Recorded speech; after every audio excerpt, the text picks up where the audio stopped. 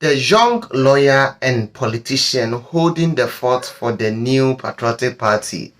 For I present to you a Kwesi Botchwey Jr. Kwesi Botchwey Jr. Na for se upimu ewo NPP amanyoko mu a oye new prospect bi a somebody do trinity na okonkoden pa de ma NPP na ono odin sembi abato edwa. Na first of all ono kura oye hwan Kwesi Botchwey Jr. oye hwan your friend Lawrence lawyer Lawrence Kwesi Botchwey dodo na nim ni say friend Esq na or this while distinguishing himself as a formidable force in the Ghanaian legal and then political landscape. Ghanaian legal and political landscape. Okopiemu ewo Philip Osei Bonsu program friend say ekosi sen eso. Ho na nkomodi bebre na ekoso na odin sembi eto edwa a wochemu say he said there yeto abano edema NDC amanyoko ene John Dramani Mahama His Excellency ne second coming there abusuafo esin say bibia asizi ewo oman Ghana mu bibia ntimi enkoso eno nti de obetimi atenase no akase ode ne nsa asinibo achemu say he say Ghana is on autopilot na chese ni kandini anasa oshenkani a oji plane no anima or steer the helms of affair nyina nse obia etimi ye de ope enche na chronicles de betu edwa say Ghana is now becoming a lawless country enu ntino ono de ogidi say sa normal way ba ko mienu miensa a oboboso no eno na emanetimi ekase Ghana is on the autopilot ohwe de japa already former Bank of Ghana former finance minister na ochemu a ose a ehode eno kwa na NIB ananse National Investigation Bureau for no omu epe ade eneta akire ensem John Dramani Mahama eba kumase obekan ya sentimentum ha ode ni nyina etudwa abusuafo. Let's enjoy Kwesi Botchwey Jr. Esq wa bra ode ensem etudwa ewo obi shoso na obi ni yam mpokura no edwire no uwiafo adwe nkyere to comment section as a Collins Colors 0240397388 nice ho because aman bebrebe aitwa ye ho ahia aboni ase a ne hyase nyame ne beje yenkwa oman ne da autopilot Ghana man sisi he nkoso oman galamsi se yensu fu obo okosoro chese ene ohweja ato edum ni important international security wo krom ha de omunima ne se yetete amanfo nti omunya intelligence bia se bibisa betimesi ankomo beteki measures ade asi ano ana ene obeti asi aboeru obi fie ya aboeru ane bedroom ye wia ne nyoma ya fa ne sika chese oman ne hwe nkoso oman ne kwakwa yese oman apani ni krom but it was the office of the national chief imam ye charismatic fathers ye Pentecostal fathers omohwe no mo de omo na isi ho because aman bebrebe aitwa ye ho ahia aboni ase a ne hyase na obeti na nkofo bi shatade omo so me national security former BOG boss ani ewura ni fie nyere ni omegu ni wardrobe ni asese gu bag mko ni sike dampa so ni ewia sanyo ma na obi ye fembu man na no so ye beti ye former finance minister na behwe national security for ya beidie omo sika nkwa no mko mu fie BOG ne finance for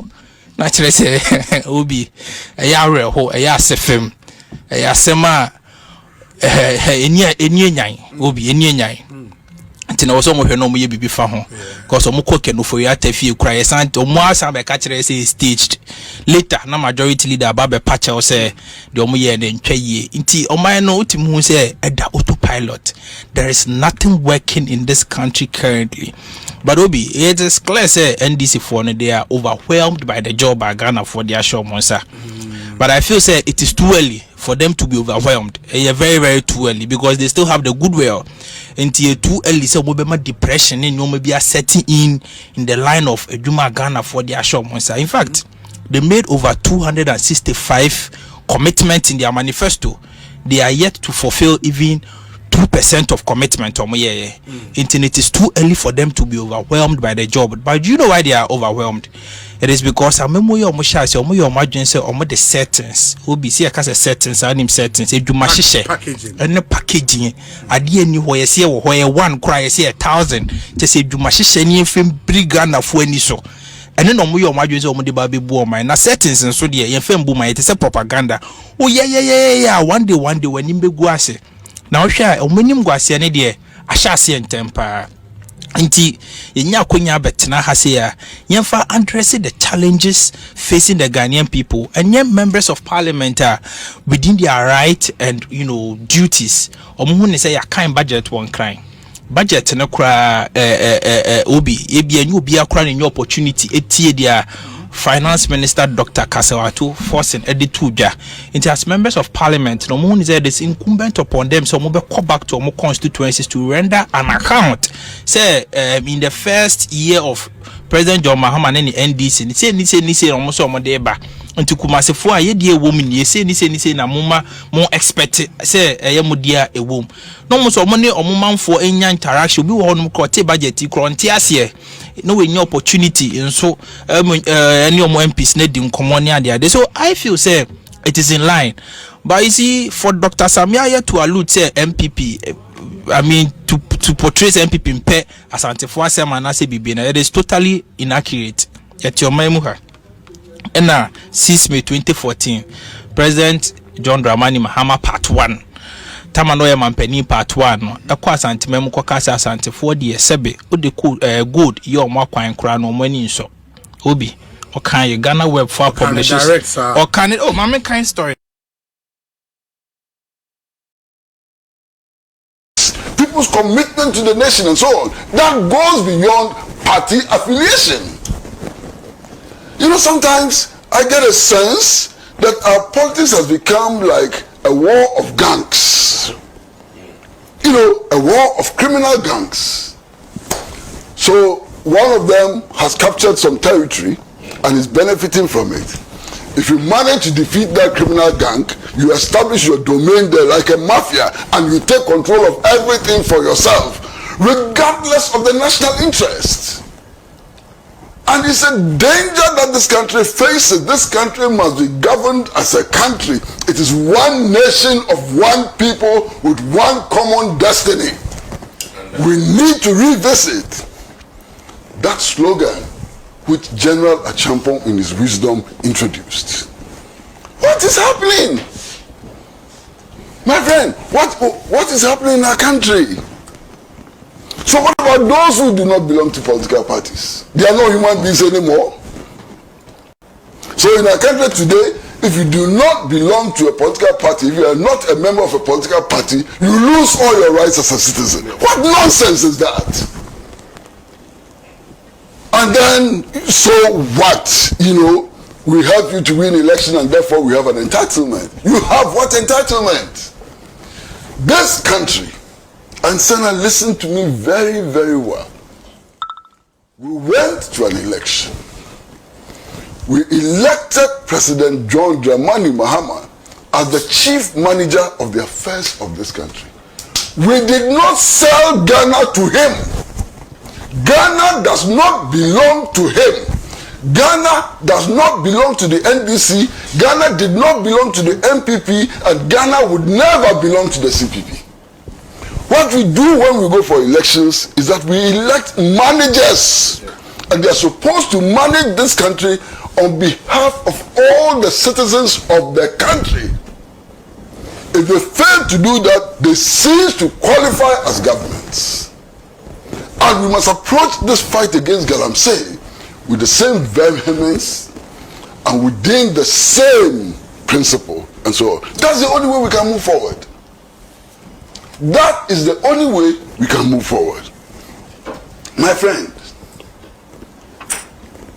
you see, in any country, there is no agira. The sika 10,000 and also so agira. Yes, you have national security for now.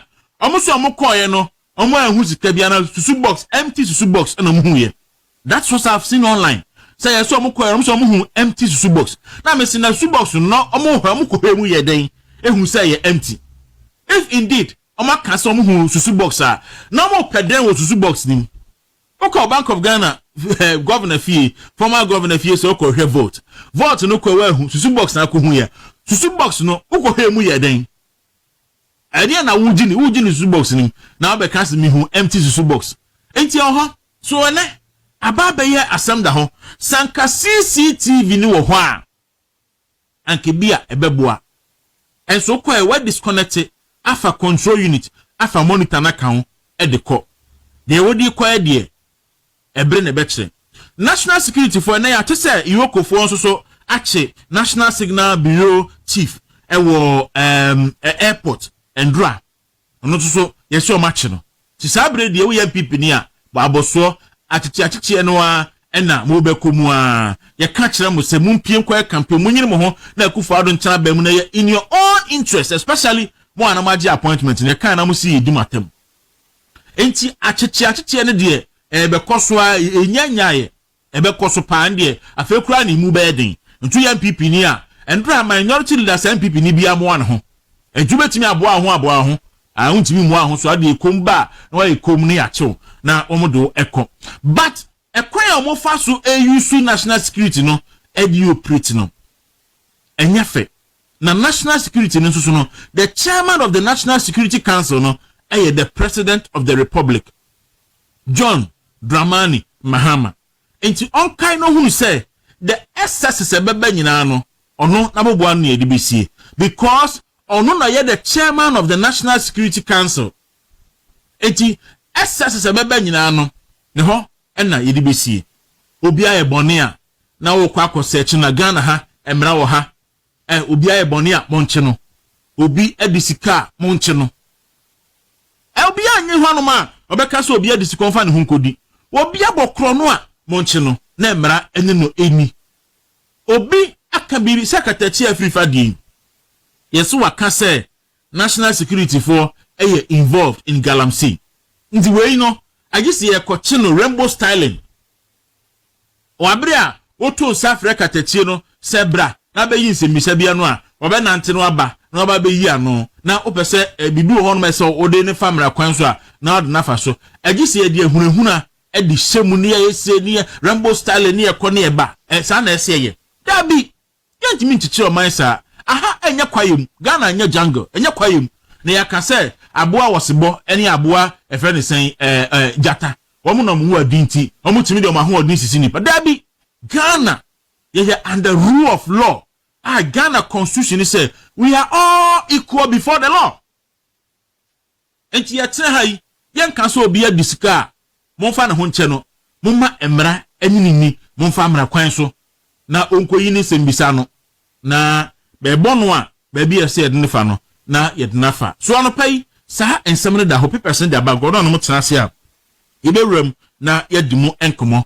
The other aspect aye honorable Sarah Adwoasafo, former MP for Dom Kwabenya. Obaha obekasa obekaka ensem bebre wako other media organizations so akasa. Endra the general secretary of the party issue statement anopano e kan say party ni bia NCZ say all discuss party issues e wo media ni